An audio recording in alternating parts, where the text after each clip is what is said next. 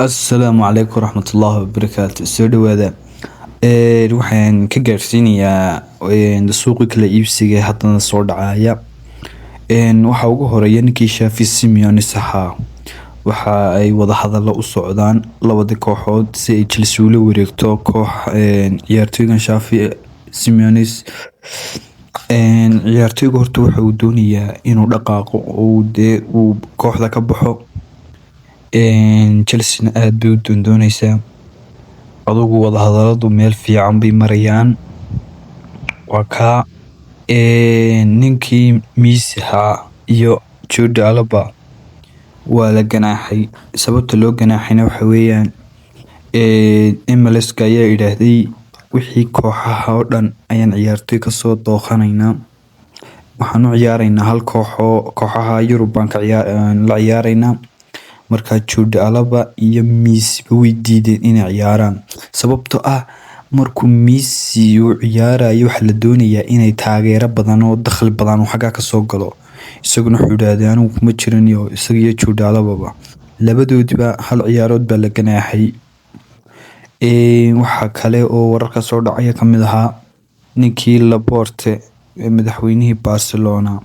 Isaguna wuxuu yiraahday saacadii la soo dhaafay waa kii EPA Pablo Victor.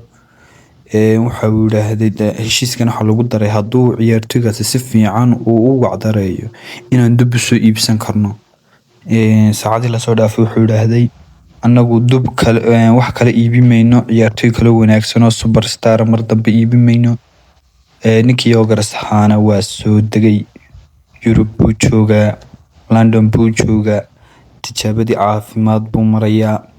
Ninkaasi anu sida loo buunbuurinayo waxa isleeyahay ninkaasi ama markaas gabigiisa way ka wareertaa. Anu waa isleeyahay inkastoo halaagayo waxaan ku uri season-kii 60 lagaga tuurayo 50.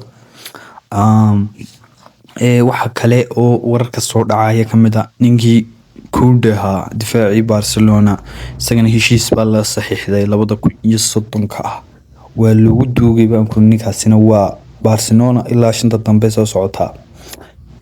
Waxa kale oo wararka ku jiray ninkii Seska kooxdiisa waxay tiri anagu ciyaartoyga kooxdii soo doonata waxaan ku iibinaynaa 80 milyan ama 70 milyan plus 5 milyan oo dib laga bixinayo amba 2 milyan oo dib laga bixinayo. Marka ninkii Seska iyo kooxdaasi waa ka yaabay waa macangig caadiyaba. Marka wixii ciyaarayay imka wixii warar soo dhacanay imka ka soo gaarsiinay wixii dambe soo cusboonaada channel-kana subscribe noo saar. aad baad u mahadsantahay. Wararka kale imka soo dhacayaan arkayana waxa kamid ah ninkii Felegas Joao Felegas AC Milan jooga ciyaartoyga Chelsea amaahda ku maqan.